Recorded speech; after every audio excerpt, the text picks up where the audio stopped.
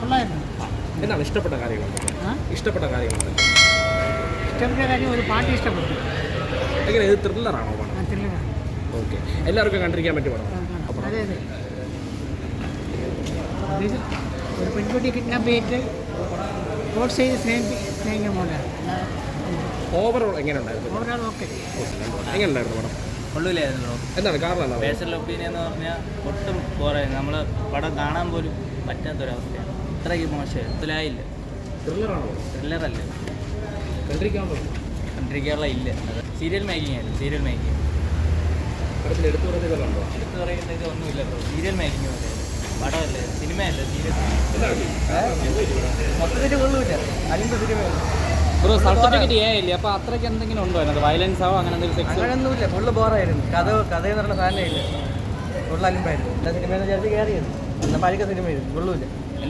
മെസ്സേജും ഇല്ല, ഒന്നുമില്ല. തട്ടിക്കൂട്ടാണ്. ഒന്നുമില്ല.